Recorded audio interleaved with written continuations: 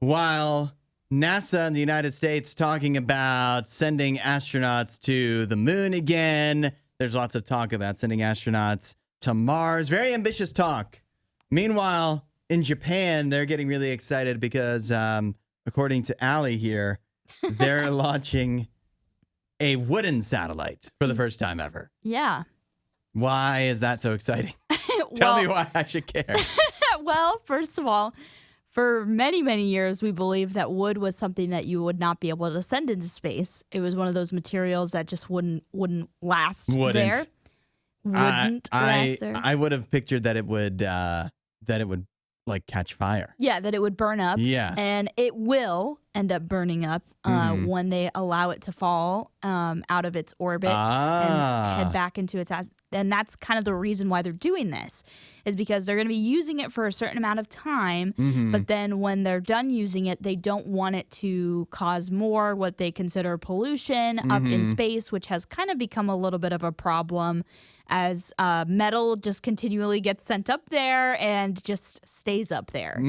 So, yeah, they are using this as a way to show that for more short-term projects, you could probably end up using a material like wood, and then you wouldn't have to worry about some of the pollution getting left behind. Oh, that does make sense.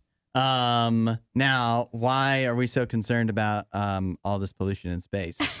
So I'm not entirely sure about how bad it is or whatever. I've heard some people talk about it and make a big deal out of it. I don't really know if it's really that bad, but I think, obviously we're worried about our atmosphere and different things that we've seen change over time. So I think it's just we're trying to find more effective ways so we're not just getting it all muddled up there. Yeah. Because I've also heard that because of different things that have been left up in space, sometimes it can also be harder for space travel.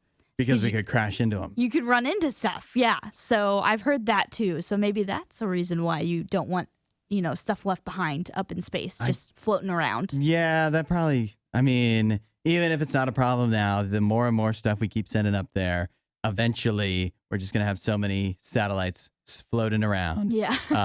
that it would, I guess I could see that being a problem. As big as space is, the other alternative would be like everything just has little boosters. And then when it's done its use, we just like scoot it and just go fly out and wherever. That's what Voyager 1 and 2 are doing. Yeah. They're just flying as far away from us as they Hope can. you find a good home out there. Something nice to orbit that's not us. That could be fun too, but probably more expensive than just I don't know how much it costs to treat wood for such a project. But this is not a thing to help astronauts. This is just a thing to work on satellites. Yeah, this is literally the size of a large coffee mug, this satellite. So it's not something where you're like planning to send any humans up into space in wood. No, it's something where it's just like kind of more of a test, but also it is a tiny satellite that will be going up next year. Speaking of coffee mugs, they should do like somebody on YouTube or something, maybe Mr. Beast, like shoot a Stanley Cup up into space. Why a Stanley Cup? Because to show how indestructible it is.